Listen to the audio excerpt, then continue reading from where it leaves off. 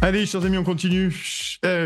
Les assurances vie, peut-être vous en avez certains d'entre vous encore. Vous avez la chance d'avoir les assurances vie, mais apparemment ça sent le vinaigre, hein, pour ne rien pour ne rien vous cacher. Et ça a été un lièvre levé comme beaucoup par Philippe Herlin qui enlève beaucoup. Et c'est pour ça toujours intéressant de le recevoir, Philippe Herlin. Philippe, bonjour, comment vas-tu? Bonjour Nicolas, écoute très bien, très bien. Bon, ben merci beaucoup d'être là dans la matinale Tocsin, cher Philippe, hein. Là-dessus, on va parler, tu es économiste et tu es un regard acéré sur l'actualité Mmh. économique et politique aussi, pas qu'économique, politique aussi, hein. Là-dessus, après, on parlera aussi un peu du Bitcoin, parce que tu as écrit un bouquin sur le Bitcoin chez Erol. Mais là, qu'est-ce qui se passe sur le scandale à venir des assurances vie? Tu dis, épargnants, révoltez-vous, parce que là, vraiment, c'est grave. Alors, qu'est-ce qui se passe sur les assurances vie, les PER? Oui, alors c'est une information qui a été sortie par un compte Twitter que je connaissais pas, mais que je vais quand même citer parce que c'est lui qui a sorti l'info, Corti le Pélos de base, bon voilà. Mmh. Et donc ça concerne les gens qui ont de l'assurance vie ou un plan épargne retraite, un PER, ben, ça Ouais. concerne quand même énormément de monde. C'est ceux qui l'ont mis sous mandat de gestion, c'est-à-dire qui qui, heu, qui ont vu avec leur banque pour pouvoir faire des placements, dans tel ou tel endroit. Donc ça concerne l'assurance vie qui est pas celle en fonds euros qui est Mmh. investie en obligations d'État, mais celle qui est investie en actions. Donc ça concerne un gros quart de l'assurance vie et tous les plans épargne retraite. Il y a une loi du gouvernement qui voudrait forcer ces placements à incorporer du private equity jusqu'à 15%. Alors, il faut expliquer ce que c'est que le Ouais, ouais, private oui. equity. Mmh. Ce sont des actions d'entreprises qui ne sont pas cotées en bourse. D'accord. Euh, et donc, ça, en fait, c'est l'immense majorité du capital des sociétés. L'immense majorité des sociétés françaises ne sont pas cotées en bourse. C'est une toute petite minorité qui sont cotées en bourse. Et, là, et coté en bourse, c'est un énorme avantage quand on est un épargnant, c'est que bah, l'action, si on n'en veut plus, on peut la revendre du jour au lendemain, quoi. C'est instantané Ouais. parce que c'est un grand marché liquide et voilà. Alors que quand on possède des actions d'une société qui n'est pas cotée en bourse, eh ben, il faut trouver une contrepartie. Et ça peut Mmh. prendre des semaines, ça peut prendre des mois. Et puis, ça ne se fait pas forcément au prix auquel on l'espère. Et Mmh. donc, on peut enregistrer des pertes assez importantes. Et on voit que le private equity, bah, ça a une rentabilité qui colle à peu près à celle des actions Mmh. cotées, donc ni plus ni moins, mais avec un écart de performance extrêmement important. Il y en a qui peuvent vraiment cartonner. Évidemment, si vous investissez dans une start-up Ouais. qui démarre et qui va ensuite être cotée en bourse ou exploser, bon, vous pourrez faire une belle opération, mais il y a aussi beaucoup d'entreprises bah, qui malheureusement font des performances assez peu enviables. Et Mmh. ensuite, pour revendre ces parts, ces actions, c'est extrêmement compliqué. Mmh. Donc les performances sont extrêmement dispersées et c'est quelque chose de très dangereux pour les épargnants, quoi, voilà. Mais Mmh. le gouvernement veut forcer donc les épargnants à investir dans ces supports-là. Alors pour quelle raison? Moi, la raison que je vais donner, c'est que ça Ouais, parce que permet c'est de. la question que j'allais te poser, Philippe. Pour quelle raison? Ouais, C'est quoi le projet derrière? bah, la raison, c'est qu'en fait, Mmh. si c'est pas très rentable pour l'épargnant, le private equity, c'est très rentable pour ceux qui s'en occupent, c'est-à-dire les Ah oui. banquiers et Ah les bah oui. salaires. Bah oui. Ah bah merde. Ouais, Je les voilà. avais oubliés, les banquiers. C'est vrai que je les avais oubliés. Pourtant on en a un à l'Élysée, là, hein, le Bah, banquier des voilà, mauvaises voilà, affaires, donc là. il se rappelle de ses amis, tu vois? Et Mmh. donc Eh oui. quand on travaille dans le private equity, on a de gros salaires parce que c'est un métier, c'est vrai, qui est un peu plus technique parce que c'est un peu plus pointu d'investir dans des Ouais. boîtes, pas très connues que d'investir sur LVMH ou Ouais. Total ou Air Liquide. Bon, donc ça demande, mais voilà, mais c'est les frais de gestion énormes parce que comme aussi pour de l'assurance vie, investir en actions, il y a moins de 1 qui sert à rémunérer la banque, pour ce qui est déjà une somme, conséquente. Mmh. Dans le private equity, c'est de l'ordre de 5%. Ah oui. Ça veut dire que voilà, les banquiers qui gèrent ces fonds-là, eh ben, eux, en tout cas, c'est très rentable pour eux. Voilà. Et donc, c'est une façon d'amener de l'argent vers ces banquiers. Mmh. Voilà. Mais ceci dit, que les épargnants souhaitent investir dans le private equity pour dire bah, j'investis dans des entreprises, des PME françaises, pourquoi pas? Moi, je trouve ça sur le fond, c'est une bonne chose. Mais il faut que ce soit l'épargnant qui décide. Voilà. Alors que là, on met en place un mécanisme pour que l'épargnant soit coincé et ne Mmh. puisse pas faire autrement. Et ça, il faut absolument se révolter. Et le Mmh. compte Twitter que j'ai cité a même lancé une pétition. Donc, il faut Mmh. espérer que ça fasse un peu de bruit. Mais c'est une information dont on parle peu. Je suis un des rares à l'avoir retweeté et en avoir parlé sur Mmh. Twitter X. Voilà, donc il faut parler de ça parce que moi, je dirais que ça fait aussi partie d'une tendance générale de l'État, parce qu'en fait, l'épargne des Français, ça fait rêver l'État. Si on prend toute l'épargne financière des Français, c'est-à-dire compte Ouais. courant, livret bancaire, assurance vie, etc., c'est plus de 5 000 milliards d'euros.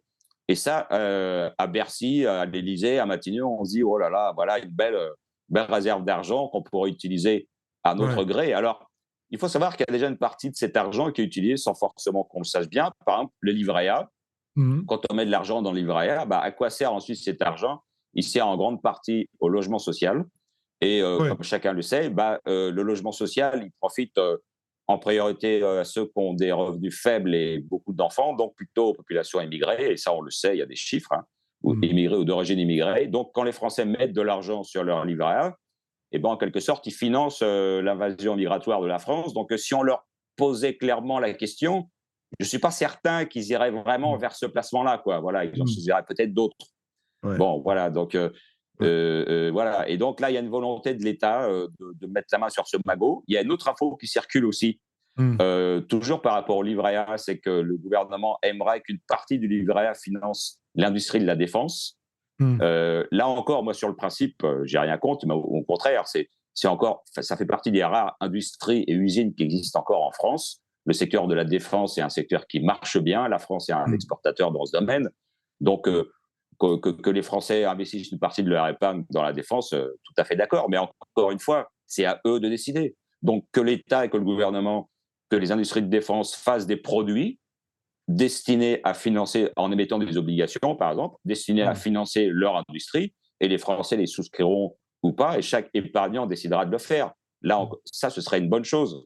Mais là encore, on va essayer de faire ça en douce et de piocher dans ce magot de l'épargne des Français, qui reste une des dernières ressources, on va dire clairement accessible à Bercy, quoi. Voilà, il suffit de tendre la main, de mettre quelques décrets pour hop aller piocher dans cette masse énorme en fait Mhm. d'argent, quoi. Donc moi je dis attention danger. Il y a cette affaire-là, cette affaire Ouais. d'investissement de l'armement, tout ça, il faut que les Français soient vigilants là-dessus. Mhm. C'est l'épargnant qui décide où il investit. Point à la ligne, voilà. Mais pas à Bercy, pas au gouvernement. Mais tu as raison de le dire, mais c'est quand même une triste habitude avec Bruno Le Maire, tu sais, le ministre de la Ouais, dette dilatée. ouais. Bruno Le Maire, lui, qui voulait d'ailleurs, rappelez-vous, il y a quelques mois de ça, c'était sorti dans certains médias notamment, qui avait voulu récupérer tous les relevés de banque des Français à un moment donné. Ça avait été toqué par une commission, mais Voilà. ils en sont là en fait, ces gens. Ils sont toujours en essayer, ils essaient toujours finalement par décret, par bruit de couloir, par classeur de couloir, finalement, de récupérer des informations ou, comme tu le dis, de ponctionner les Français ça et là parce que le magot de l'épargne, Bruno Le Maire, il s'en est jamais caché, au moins ça. Bruno le rigolo, il s'en est jamais caché. L'épargne des Français, il faut qu'elle soit réinvestie dans les entreprises françaises. Et c'est quand même une espèce d'obsession. Alors, ils ont plus de pognon, ils peuvent plus cher. Par contre, ils vont chercher chez les Français, quoi, sans leur dire, parce que c'est ce que tu dis, c'est sans leur dire surtout. Oui, voilà, voilà, parce que ce qu'il faut comprendre, que, Mmh. que, que, que le ministère de l'économie veuille que l'épargne des Français aille plus vers Mmh. l'économie, encore une fois, je trouve ça très bien. Maintenant, c'est Ouais, pas le ouais. cas. Et c'est Mmh. pas le cas parce que le livret A, j'en parlais tout à l'heure, ça sert au logement social, mais Mmh. et l'autre grand utilisateur du livret A, eh ben, c'est financer le déficit de l'État, c'est-à-dire Mmh. acheter les obligations émises par le Mmh. Trésor pour financer le déficit budgétaire, un Mmh. déficit qui est monstrueux. Mmh. Oui. Martotti a montré Ouais, dans un tweet récent que le déficit à la date d'aujourd'hui est plus important que durant les années Covid. On est à 198 milliards de déficit, donc c'est complètement en roue libre. Il n'y a aucune maîtrise des comptes publics, c'est une catastrophe. Donc il va falloir émettre encore plus d'obligations pour financer ce déficit. Alors avec le livret A, bah, ça permet de trouver des acheteurs captifs. L'assurance, toute l'assurance en francs euros, hein, qui représente en gros les 2 tiers, les 3 quarts de l'assurance vie, bah, elle est principalement investie aussi dans ces obligations souveraines. Mais ça finance pas l'économie réelle, hein, ça finance ouais. bah, le délire des dépenses publiques de l'État, son incapacité à équilibrer ses comptes, quoi. Et donc, ça ne soutient pas l'économie, ça ne soutient pas la croissance française. Mmh. Et ça, c'est grave. Mais ça, Mmh. Bruno Le Maire se garde bien de le dire, quoi. Voilà. Mmh. Donc, s'il veut vraiment financer l'économie réelle, ben, qui commence par diminuer le déficit de l'État, parce que ça fait ce qu'on appelle en économie un effet d'éviction, c'est-à-dire que l'État, lui, comme il est toujours là et qui peut proposer des taux plus élevés, ben, il sera toujours là pour récupérer l'épargne des Français avant les autres. parce que l'État peut proposer des taux d'intérêt sur sa dette qui sont plus élevés que ce que peut se permettre une entreprise. Et il sera, voilà, donc, parce que lui, évidemment, ses ressources, c'est l'impôt. Donc l'impôt, il est fixe au niveau où il veut, quoi. Alors qu'une entreprise, bah, faut qu'elle vende, hein. Donc il n'y a rien d'automatique là-dedans, quoi. Donc l'État sera toujours prioritaire pour capter l'épargne des Français. Et en France, c'est une situation qui devient de plus en plus gravissime parce que le déficit de l'État ne cesse d'augmenter et il faut piocher de plus en plus dans l'épargne. Et ça fait autant d'argent qui manque pour l'économie réelle. Alors ce dont on parlait sur le private equity, bah, c'est un peu une solution de secours pour aider quelques banquiers, mais je veux dire, c'est pas de cette façon-là qu'il faut le faire. Voilà, qu'on puisse présenter des fonds de private equity aux épargnants français et qui décident librement d'investir ou pas, connaissant les risques. Ouais, Tout à fait. oui. Mais voilà, mais c'est pas à l'État de forcer les choses. Et parce que là, on est dans une économie complètement dirigée, quoi. Si toute l'épargne des Français est dirigée par Bercy, on n'est plus une économie de liberté et de choix, on est dans une économie dirigée. Voilà. Et on sait que ça ne marche pas, hein, l'histoire le montre. Oui, et je voulais qu'on parle de ça aussi, que tu en as parlé, et après on parlera un peu de la crypto-monnaie, parce qu'en fait c'est intéressant de savoir aujourd'hui, puisqu'il y a de plus en plus de gens, j'ai l'impression, qui veulent sortir de ce que tu appelles cette économie dirigée, et on voit bien que si ça crache concrètement, ça va être compliqué, et que la crypto-monnaie pourrait être, je dis bien, pourrait être une solution de repli, mais on va en parler, et c'est pour ça qu'on n'en a jamais parlé dans l'émission, mais ce matin j'aimerais, parce que toi tu as écrit un bouquin sur le Bitcoin, et j'aimerais qu'on en parle, ça peut peut-être donner des idées à tous les téléspectateurs, vous êtes très nombreux ce matin, alors on me dit en régie que vous êtes très très nombreux ce matin. N'hésitez pas à commenter. On parle de sujets divers et variés, mais toujours extrêmement intéressants pour chacun d'entre nous. La défaillance d'entreprise en France, on se régale. Je crois que c'est plusieurs dizaines de milliers de défaillances l'année dernière. Alors, ça ne veut pas dire liquidation, mais ça veut dire quand même qu'elles ne sont pas en forme. Quand même, elles ne sont pas super en forme. On obtient des records aussi en termes de défaillance d'entreprise et petites entreprises. Hein. Ce n'est pas les grands groupes du 1%, on est d'accord. Hein. Voilà, c'est pas le VMH. Ça, c'est aussi un chiffre assez tragique qui a été sorti par le cabinet Alteres. En 2023, on a battu des records de faillite que le rattrapage post-Covid ne peut pas expliquer. Ça, c'est l'étude elle-même qui le dit. Ce que disait BFM nous disait que c'était en quelque sorte le rattrapage Covid. Eh bien non, justement. C'est que le rattrapage post-Covid, parce que pendant le Covid, il y a eu un peu une mise sous l'étouffoir. Le nombre de faillites a diminué, mais les faillites qu'on a vues en 2023, c'est plus que ce qu'explique ce rattrapage. C'est vraiment des difficultés de financement pour les entreprises françaises, notamment liées au PGE, parce que beaucoup qui étaient rentables, mais bon, avec le Covid, avec les confinements surtout, enfin c'est le confinement imposé qui a fait chuter le chiffre d'affaires d'un certain nombre d'entreprises et de secteurs. Et donc elles ont été obligées de prendre un PGE, un prêt garanti par l'État auprès de leur banque, et beaucoup se retrouvent coincés pour pouvoir le rembourser. Voilà. Et puis, à cela, on rajoute l'inflation qui rogne sur le pouvoir d'achat. Donc, les consommateurs consomment moins, ils consomment des produits un peu moyenne gamme, bas de gamme, et ils laissent tomber le haut de gamme, genre tout ce qui est bio. Voilà, le bio, c'est sympa, mais ça coûte cher. Donc, les ventes de bio baissent. Donc, tous ceux qui étaient investis, qui avaient créé des entreprises dans le bio, sous agriculteurs, agroalimentaires, et ben, à ce moment, ils souffrent beaucoup. Voilà, et les Français vraiment se serrent la ceinture. Et ça a un impact dévastateur sur l'économie. Voilà. Donc, et là-dessus, on n'entend pas vraiment de réponse de Bercy, de Bruno Le Maire. Quoi. Alors non, regarde, cher Philippe, et merci d'être là, Philippe, économiste. N'hésitez pas à suivre Philippe Erlin sur ses réseaux et surtout sur Twitter. Il balance pas mal de choses et moi j'aime bien parce qu'on apprend plein de choses, notamment quand on a Philippe Erlin ou Murer ou d'autres. Ils sont quelques-uns là à nous informer et il faut vraiment les suivre, bien entendu, sur leurs réseaux. Regarde, moi, on s'était dit, la petite presse, c'est une certaine presse, je mis certaine parce que sinon je vais me faire emmerder, certaine presse de journalistes aplatis nous avait dit, vous allez voir Macron mardi soir, il va nous dire la taxe de 10% sur l'électricité, il va l'enlever pour faire souffler les Français. Ben, ils soufflent pas les Français, ils sont écrasés, réécrasés dans la benne à ordures. Mais bon, et on nous avait dit peut-être qu'il va annoncer ça finalement pour essayer de faire un peu respirer les Français. Il a rien annoncé de tout ça. Il nous a dit oui, il y aura les annonces. C'est pas à moi de les faire. Les ministres feront des annonces dans quelques semaines. Enfin, le 1er février, les Français, ils vont encore se prendre 10% d'augmentation d'électricité dans la tronche. Je suis désolé d'être un peu vulgaire, mais finalement, on voit bien que la stratégie de ce gouvernement, c'est pas d'alléger la fiscalité des Français, surtout leur pouvoir, même pas le pouvoir d'achat, j'appelle ça le pouvoir de vivre, même, parce que là, on est sur du pouvoir de vivre maintenant, on n'est plus sur du pouvoir d'achat. Oui, tout à fait. et ça, c'est vraiment ce qui me manque en ce moment, mais ils sont coincés parce qu'ils laissent complètement filer les dépenses publiques et Mmh. que le déficit budgétaire explose, comme je disais. Donc, faire des baisses d'impôts en ce moment, c'est quasiment impossible parce que dans le même temps, il y a Bruxelles et l'Allemagne qui commencent à s'énerver et qui commencent à demander à la France de réduire son déficit. Et la France promet régulièrement qu'elle va revenir sous les 3% de PIB, Ah oui. ce qui en soi est déjà un déficit énorme, hein, parce que Mmh. parce qu'on mesure le budget par rapport au PIB, ce qui n'a pas de sens, mais quand on est à ce niveau-là, ça veut déjà dire qu'il y a une différence entre les dépenses et les recettes de l'ordre de 20%, hein, ce qui est déjà énorme. Et imaginez un ménage ou une entreprise qui Mmh. a des dépenses de 20% supérieures à ses revenus, la situation, elle est quand même grave. Oui, oui, Mais en oui. France, les 3% du PIB, là, on nous présente ça comme la Mmh. panacée. Et bon, en fait, non, c'est encore une situation dégradée. Mais les 3%, on n'y est pas, on est nettement en dessous. Et le problème de ça, en fait, si on se place plutôt à long terme, c'est que si les déficits continuent, et la France n'est pas le seul à avoir des déficits, et Mmh. d'autres pays commencent à en faire, même en Europe du Nord notamment, pour augmenter leur budget de la défense, Mmh. eh bien, ça pourrait obliger la Banque centrale européenne à relancer sa planche à billets, c'est-à-dire à créer de la monnaie pour justement souscrire ces obligations émises par ces États pour financer leur déficit.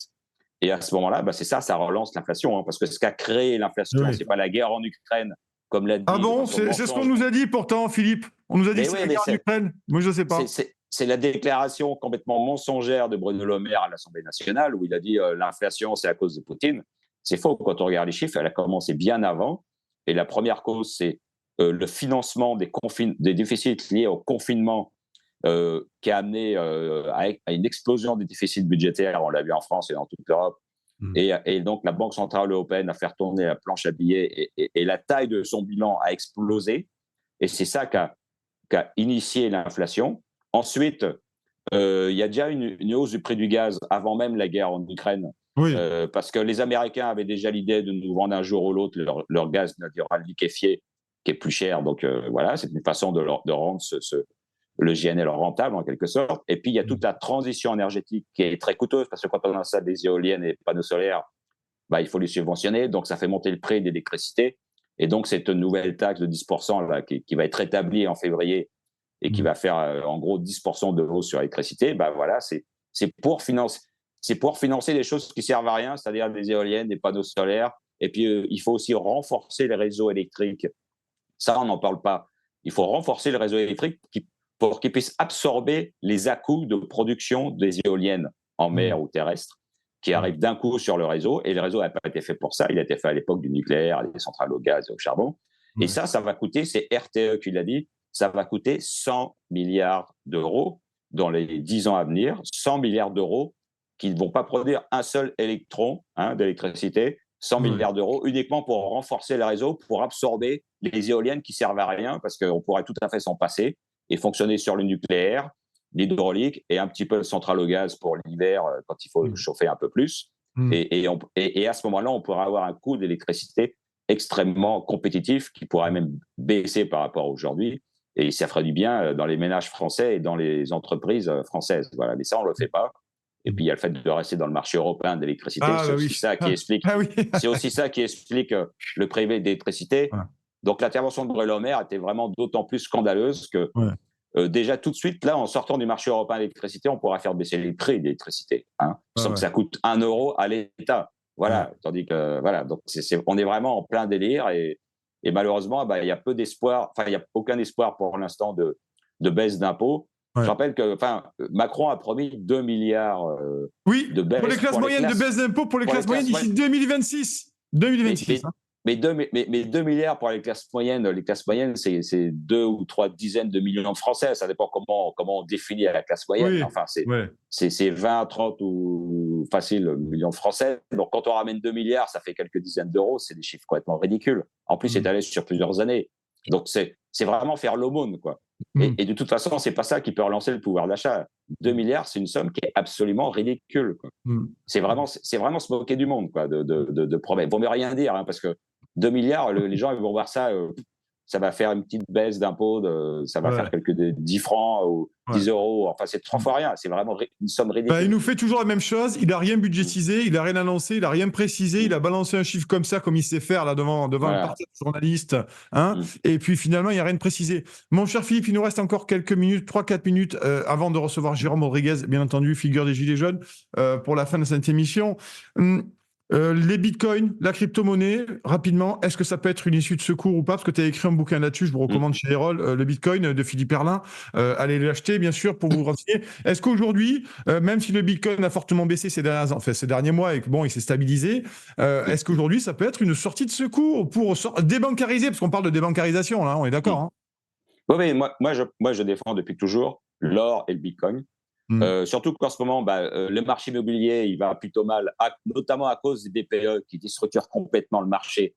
Donc, les prix de l'immobilier ont tendance à baisser. Les actions, elles sont un peu hautes. Investir maintenant, c'est quand même un peu risqué. Ouais. Donc, il ne reste pas grand-chose. Et l'or et le Bitcoin, c'est de l'or numérique. Alors, le Bitcoin est beaucoup plus petit en taille. Il représente moins de 1000 milliards à l'échelle de la planète, alors que l'or, c'est 10 000 milliards. Donc, l'or est moins volatile. Le Bitcoin est plus volatile, mais il a une espérance de gain plus élevée. Mais moi, comme je dis à chaque fois, c'est un investissement sur 3 à 4 ans minimum. Hein. C'est de l'argent dont on ne doit pas toucher pendant 3 à 4 ans. Voilà, surtout pour Bitcoin. L'or est plus stable, on peut avoir un horizon de placement plus court, mais le Bitcoin, c'est vraiment du long terme. Et moi, je suis très optimiste parce qu'on rentre dans une bonne année, là, parce qu'il y a les ETF Bitcoin qui ont été acceptés aux États-Unis. Ça, c'est très positif. Ça fait des nouveaux clients. Tu penses que ça va relancer, ça fait faire monter le marché, toi, les ETF? Oui, tout à fait, parce que ça permet aux Américains qui, là-bas, on aura peut-être par capitalisation, de très facilement investir dans Bitcoin, alors que jusqu'ici, il fallait qu'ils créent un compte sur une plateforme, etc. Ça prend du temps, c'est un peu compliqué. Oui, parce que c'est pas évident, voilà. même quand il reste 3 sous pour investir, voilà. Aller sur la crypto-monnaie, c'est pas... il faut s'y intéresser, quoi. Voilà. Voilà. De toute façon, quel que soit l'investissement qu'on fait, il faut quand même passer du temps pour comprendre comment ça marche. Il ne faut pas le faire uniquement parce qu'on en parle dans les médias et que ça monte. Voilà. Mais ceci dit, 2024 va être une bonne année pour le Bitcoin. Il y a le halving en avril, c'est-à-dire l'inflation de Bitcoin va diminuer, le nombre de Bitcoin créés va diminuer. Donc ça, c'est positif. On le voit à chaque fois que ça a eu lieu dans le passé.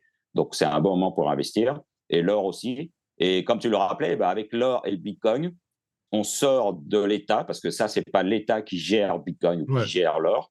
On sort de l'euro, parce que c'est une monnaie propre. Hein, donc, on sort de l'euro et on sort des banques aussi, parce que c'est un produit qu'on a en propre, qu'on détient en propre. On sort des banques. Donc, c'est quelque chose d'extrêmement résilient en cas de crise financière, en cas d'inflation, en cas de faillite bancaire, en cas de grave crise qui peut toujours se produire. Hein, et donc, il faut toujours en avoir dans son patrimoine, quoi. Voilà, plus ou moins souvent, quand on aime le risque ou pas. Mais moi, il faut toujours en avoir, aussi bien de l'or que du Bitcoin. Et voilà, c'est une bonne protection pour son épargne sur le long terme. Voilà. Bon, mais en tout cas, merci beaucoup, Philippe Perlin. Merci beaucoup, économiste. Suivez Philippe sur Twitter, sur les réseaux, mais sur Twitter, il envoie pas mal de trucs. Et bien sûr, allez lire ses livres. Sur le Bitcoin, notamment, tu avais fait le pouvoir d'achat, le Bitcoin chez Erol à chaque fois. Livre Philippe Perlin chez Erol, vous allez voir, il y a pas mal de petites choses à lire et à trouver. Merci beaucoup, Philippe, d'être venu ce matin. Merci. Je te souhaite un excellent week-end, mon cher Philippe. Et ne regarde pas trop Bruno, le ministre de la dette dilatée, parce que ça énerve. Moi, ça m'énerve beaucoup. Ça. Merci, Philippe.